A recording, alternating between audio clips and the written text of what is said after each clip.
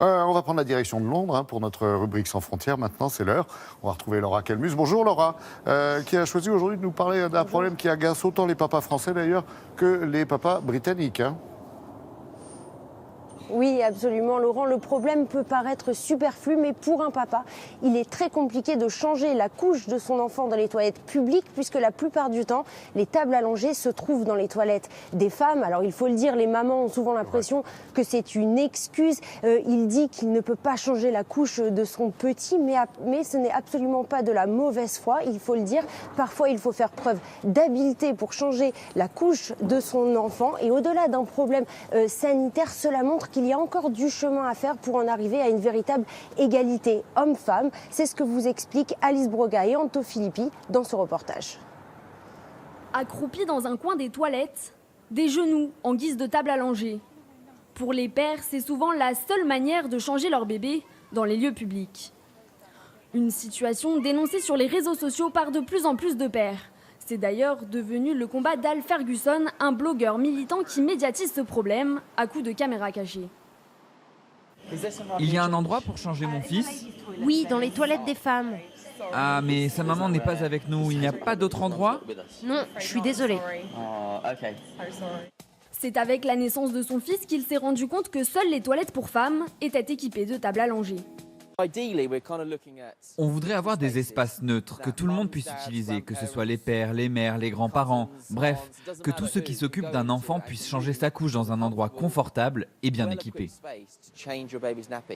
La solution existe déjà dans ce centre commercial du sud-est de l'Angleterre. Une pièce dédiée aux parents, qu'ils soient père ou mère, peu importe. Avant, quand je sortais faire les courses avec ma fille, c'était un vrai problème, car les tables allongées sont souvent dans les toilettes des femmes. Et moi, je me sens pas très à l'aise avec l'idée d'aller dans les toilettes des femmes pour changer mon bébé. Et j'imagine que ça pourrait les mettre mal à l'aise aussi. Des espaces mixtes encore rares au Royaume-Uni, où aucune loi n'impose au commerce de prévoir des installations pour changer les bébés. Pour le directeur de la très sérieuse Association des toilettes britanniques, la situation doit évoluer. On a besoin de plus de toilettes. C'est une question de santé publique, mais aussi d'intégration sociale et d'égalité. Pour que les pères puissent changer leur bébé comme à la maison, l'association propose de doubler le nombre de toilettes mixtes équipées de tables allongées. Et c'est quoi, Laura, cette association des toilettes ?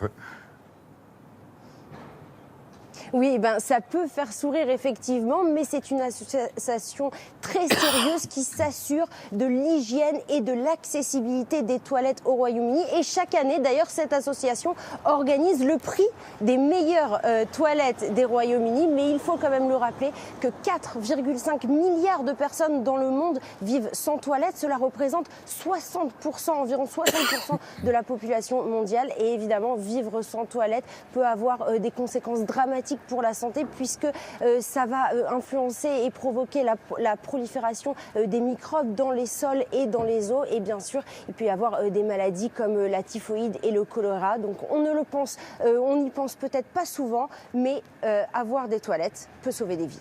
Et vous avez raison de le souligner. Merci beaucoup, Laura. Passez une belle journée et un bon week-end à Londres.